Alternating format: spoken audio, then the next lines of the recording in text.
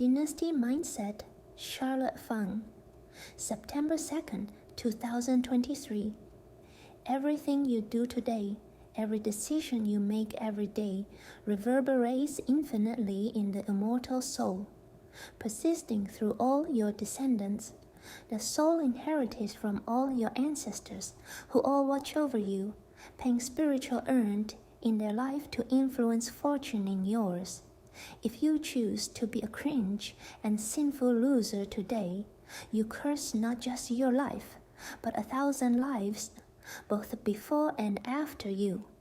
06/23/23. When I said this, I meant it very literally. It's the mechanism of dynasty, and I'm going to teach you how to see it. I'm going to teach how to see 1,000 years into the future. Habits are like a riverbed that guides the direction of fate as it flows through an individual. It doesn't nudge in any direction, except deeper and deeper. This is how you can be sure of anyone's future. You simply extrapolate the consequences of their current habits, lifestyle, and conditions. You can look at anyone and calculate their future trajectory based on the path they follow today. It's rare today to meet someone in their 20s actually actively engaged in a serious career. They have a little industriousness, willpower, or agency. This is a symptom of their education and failed spirituality, because their understanding of the process of future making is foggy, and God-given motivations have been made unclear. They're distracted and confused, but the path can be made clear to anyone with the will to follow it. People are often asked where they see themselves in 5 years, but that gets you an answer on where they would like to be, not where they're going. It's better framed. If you continue to live as you live today, where will it place you in 5 years?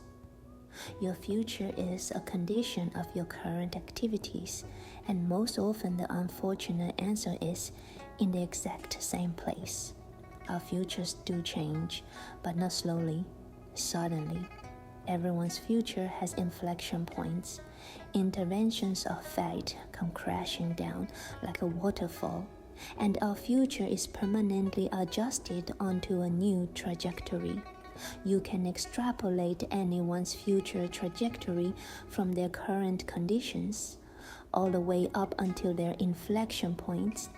Most people interpret these moments of fate as something aside from their agency, unrelated to their past actions and the way they lived their life. But it's the opposite. These key life points are where your agency to act with virtue or not factors in most essentially, both actively and passively. These moments come in two forms: a test of fate or a karmic reward, retribution. The latter is a product of your passive past agency in your everyday virtuous actions or lack thereof. Luckiness is of course not a purely random condition. Your karma is a consequence of your decision making, because how you live is a needle you push against the realities of everything else you interact with in the world, and this modulates the character and degree of your exposure to any significant moment that might be described as chance. The former demands active, present agency to prove yourself and your virtue in a challenge. And just as you can extrapolating someone's future based on their current trajectory, you can estimate their successes or failures in these moments of fate based on their current virtue, because virtue is habit, and habits are ever ingraining. Rewards follow hardship, and the challenges of fate follow success. Your right action in these challenges decide the future you unlock. We are tested throughout life, but there are 3 universal tests everyone must enter in their life: coming of age, marriage, and death. Marriage is a test. People are rarely asked where they will be in 20 years, 100 years, or 1,000 years. Is 5 years really your time frame? If it is, you won't be in the exact same place in the next century, but deep in the abyss. If you continue to live as you do today, where will it place you in 20 years? People barely think in a 5-year perspective, now face them to 20.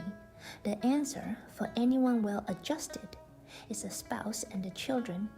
But what spouse? What children? It's not an unknown, and it's not random.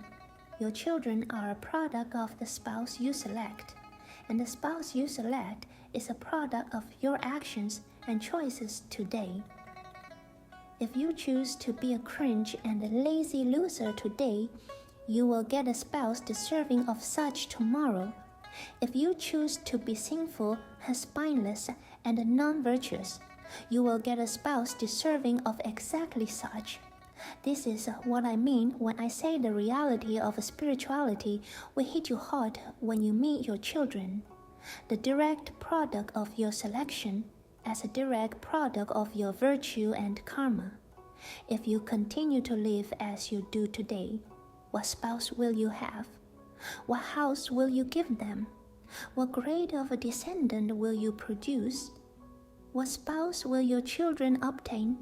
And what would their children be like in 100 years? If you continue to live as you do today, where will your dynasty be in 1,000 years? You need to be thinking in these terms. You need to be thinking of dynasty.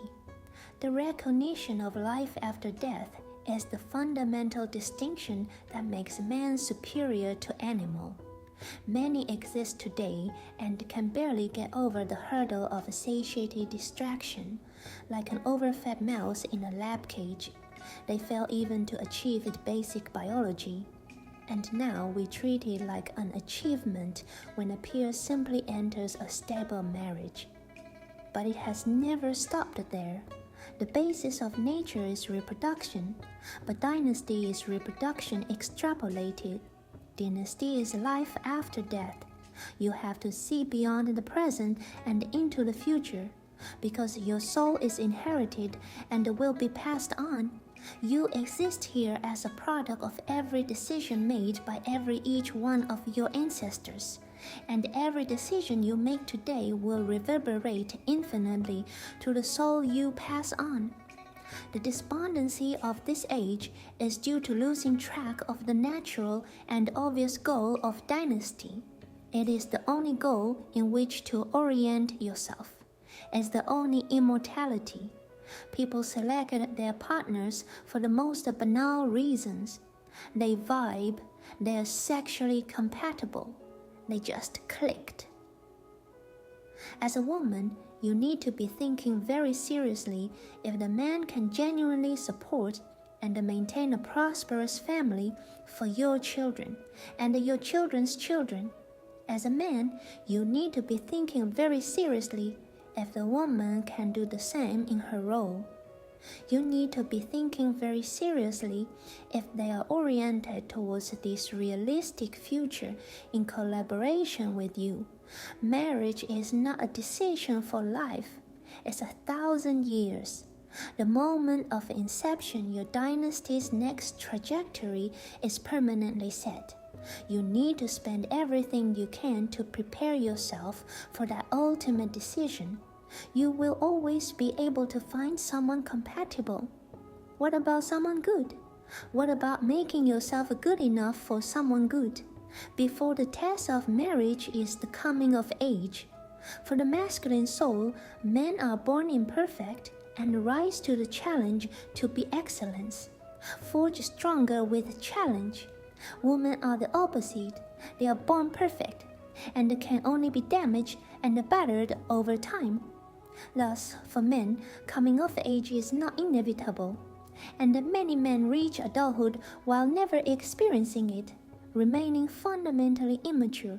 As a man, coming of age means the growth of a spine, internalizing the fundamental virtues that define an honorable man, the basic prerequisites to successfully participate in great enterprise, as well as run a stable household: respect, loyalty, integrity, industry, and courage. Inversely, for women, her coming of age is a natural inevitability and can only be damaged by toxic corruptions, physical or spiritual. In this capacity, the woman's father is responsible for her protection until being relieved to her spouse, and as either fails their duties, the damage passes down his dynasty. I've met many men I could not say have crossed their maturity of adolescence. Think of any stoner you know, any man without ambition, any listless and distracted deviant. They're as unfit for marriage as a broken woman. Think about the future dynasty of this coupling. Think about the many women you know in 5-6 year relationships with an aimless man with no intention to marry them. What do they live for? They're misled into chasing the wrong goals because their future sight is small. They're looking 5 years into the future, not 1,000 years.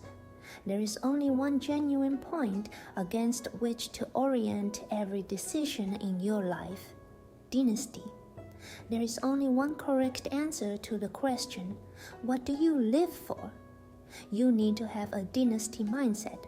Pride, happiness, money earned and lost over a single life is not meaningful wealth. It's a spiritual dead end. This is why death is the final test.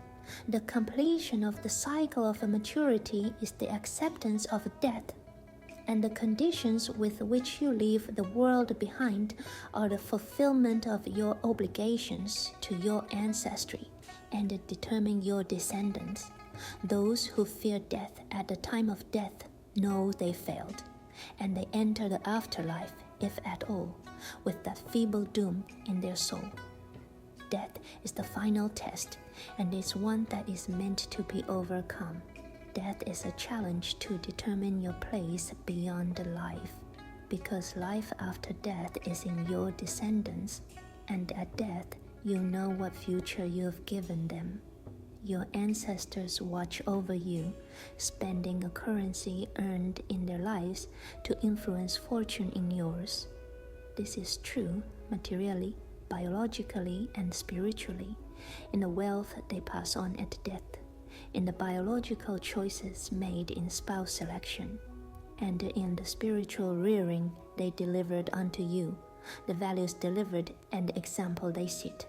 You are blessed or cursed by all the decisions of each one of your cascading ancestors. You stand facing your descendants, the same as your ancestors face you now.